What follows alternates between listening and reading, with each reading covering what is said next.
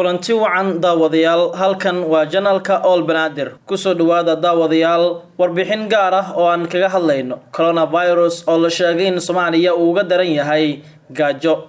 Warbixintan waxaynu ka eegi doonaa saameynta cudurkan ee Soomaaliya dhinaca dhaqaalaha iyo amniga. Shacabka Soomaaliyeed waxay ku nool yihiin duruufo kala duwan waxaana walwal ay dareemaan kolkii fayruska corona 5 kiis kamid ah shaacisay wasaaradda caafimaadka Soomaaliya oo saameyn taban ku yeeshay wadamo badan. Soomaaliya waxaa soo maray marxalado kala duwan waxaana xusuusta ugu weyn ay tahay abaartii dalka ku dhufatay sanadkii 2011 waxaana ay saameysay dad badan oo isugu jiray xoolo dhaqato iyo beeraley. Inta badan dadka Soomaalida maalin waliba waxa ay ku tirsan yihiin dakhli aan ka badnayn 1.5 bilyan oo dollar. taasi waxay ku dartay liiska dalalka dhaqaalahoodu aan badnayn oo ay ku jiraan Yemen iyo Koonfurta Suudaan. Walwalka ugu badan ee Soomaalida ayaa ah in haddii la joojiyo socodka ganacsiga suuqyada oo ay si maalinle ah dadka uga helaan lacagaha ay ku maarayaan noloshooda, sidee ayuu haddaba xaalku isku bedeli karaa? Inkastoo aysan dowladda federaalka Soomaaliya qaadan go'aan lagu joojinayo laguna xirayo suuqyada ganacsiga, balse marka la barbardhigo dalalka uu saameeyay COVID-19 ee xayiraadda soo rogay waxay dadka ku maareeyaan lacagaha kaydka iyo qoondada dowladda. Ra'iisul Wasaaraha Xukuumadda Federaalka Soomaaliya Xasan Cali Kheyre ayaa kol hore sheegay in dowladdu ay ku deeqday 5 milyan oo dollar, waa lacag aad u yar marka la eego walaaca xaaladda kiisaska dowladaha dariska la ah Soomaaliya sida Kenya, Djibouti iyo kuwa kale. Ganacsiga badeecadaha la keeno Soomaaliya waxa uu ka yimaadaa Shiinaha iyo dowladaha gacanka, waxaana joogsaday gaadiidkii xamuulka ahaa ee dekedaha dalkaasi ka soo qaadi jiray xamuulka si marka loo soo raro maraakiibta iyo doomaha ay ugu soo xirtaan dekedda Muqdisho. Dunida waa wax isku xiran marka la eego dhinaca ganacsiga. Duulimaadada diyaaradaha ee hakadka la geliyay waxa ay joojiyeen lacagihii xawaaladaha ay kala gudbin jireen. Waa dhibaato dhaqaale oo ku xiran xaaladdan COVID-19 iyo xayiraadda dalkaasi saaran. Kobaca gudaha dalka oo la saadaalinayo inuu kor u kici karo sanadka 2020 inuu sare ugu kaco 3.2% inuu saameyn ku yeelan karo, waana dhibaato inteeda leeg oo cudurkan uu sababay. Xukuumadda Soomaaliya kuma yara dadaal, balse dhibaatada ayaa ah mid wada saameysay caalamka. Dowladda Soomaaliya waxa ay diyaarisay xarumo lagu karantiilo dadka looga shakisan yahay fayruskan corona, waxaana ay isku dubariday aalado caafimaad 250 sariirood oo qalabeysan iyo xarunta dadkaasi lagu karantiilayo. Qoraalka ayaa lagu yiri xukuumadda federaalka waxay dhisay xarumo caafimaad oo karantiila, balse tallaabooyinkeeda taxadarka weli kuma filna in ay yareyso saameynta cudurka dilaaga ah ee COVID-19. Xukuumadda Soomaaliya waxay waddaa dadaallo ku eg in wasaaradda caafimaadka ay baarto isla markaana karantiisho dadka ka imaanaya dibadda. Mana jirto baaris gudaha ah, waxa ay sameysay xarumo caafimaad iyo meel lagu hayo dadka.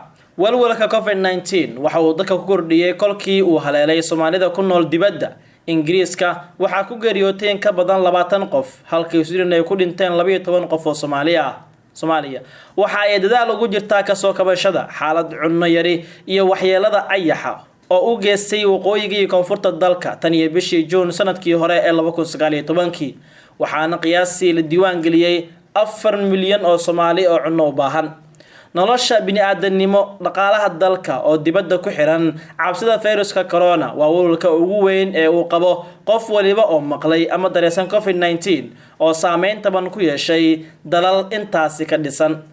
Soomaalidu weli ma aysan helin kaalmada caalamiga ah iyo tan Carabta, iyaga qudhoodu ayaa ku jira xaalad jahwareera. Kaliya Shiinaha oo uu ka soo aasaasmay fayruskan fiday ayaa garab siiyay Soomaaliya. Taageerada xukuumadda Beijing kuma filna ama ma dabooli karaan baahida ka jirta guud ahaan dalka.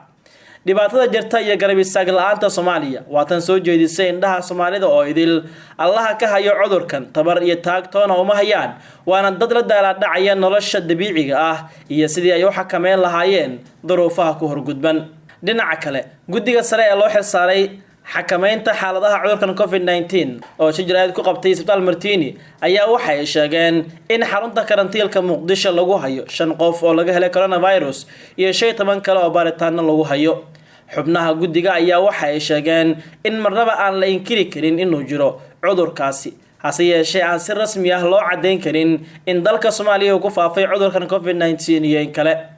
Dr. Cabdirasaaq Yuusuf Axmed Jalaaludiin oo xubinka guddiga sare ee loo xilsaaray xakamaynta xaaladaha cudurkan COVID-19 ayaa sheegay in cudurkan uu yahay mid jira oo dunida ku baahay isla markaana shacabka looga baahan yahay inaysan inkirin.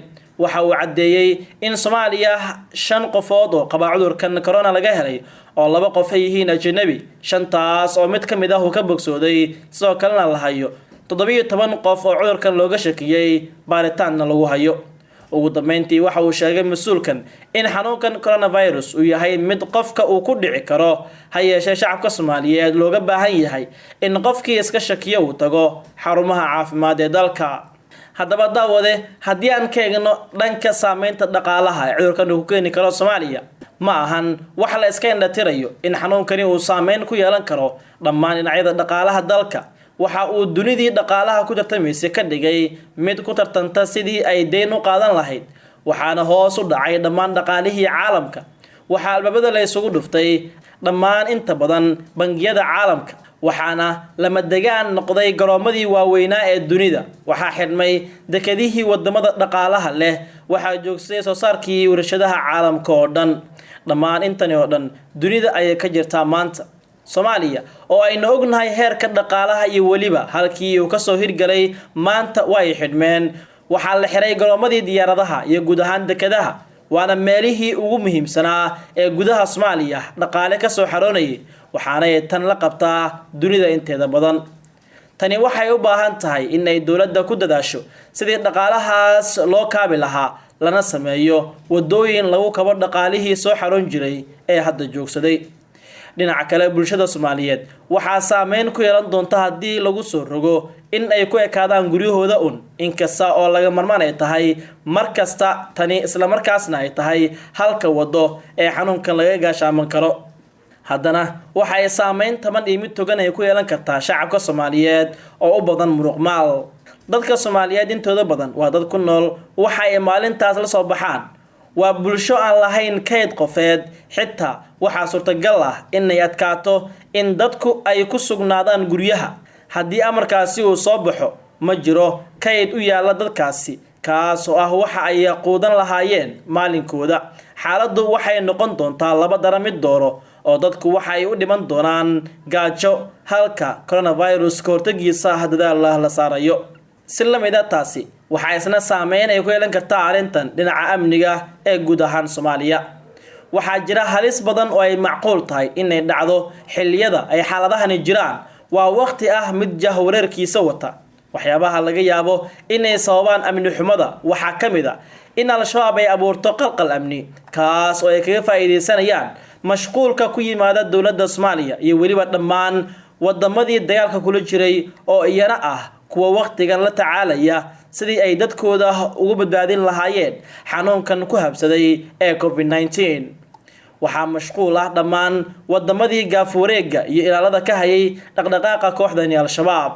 USA, UK, France, Russia iyo dhammaan wadamadii kale waxay ku jiraan iyaga iyo ciidankoodiiba sidii ay ula dagaalami lahaayeen xanuunkan. dhaqaalihii iyo maskaxdiiba waxay u wareejiyeen wadamadooda. dhammaantood waxay hadda galeen xaalad ay iyagu caalamka ka codsadaan gargaar caafimaad. dhinaca kale waxaa suurtagal ah awoodda xukuumadda haddii ay u jeesato hal dhinac in ay kooxdani ka faa'iideystaan oo qalqal amni ay abuuraan. dhammaan marooyinka afka lagu duubto si looga feejignaado faafidda xanuunkan COVID-19 waxa ay u noqon karaan kooxdaasi kuwa ay gabaad ka dhigtaan. haddii uu xanuunkan gaadho goobaha ay kooxdaasi gacanta ku hayso, waxaa adkaanaysa sidii dadkaas loola tacaali lahaa xaaladooda caafimaad. dhammaan maamulada ka jira dalka waxa ay si wadajir ah u fasaxeen goobahoodii waxbarashada iyo shaqaalihii xafiisyada maamuladaasi, iyada oo babar socota fariimaha ah in la yareeyo isu imaatinka dadka iyo weliba ku kulmidda goobaha waaweyn ee magaalooyinka. tallaabooyinkan waxaad moodaa in dadkii ay heleen jaanis ka wanaagsan kii hore, oo hadda ay noqdeen kuwo isu hela waqti ay ku qaataan goobaha dadku ay isugu yimaadaan. waxaana weli socda xafladihii aroosyada iyo weliba kuwii gaarka ahaa. waxaa camiran dhammaan hoteeladii iyo goobihii nasashada. waxaa sida jir ah loogu damaashaadayaa goobihii lagu dabaalan jiray ee xeebaha dalka.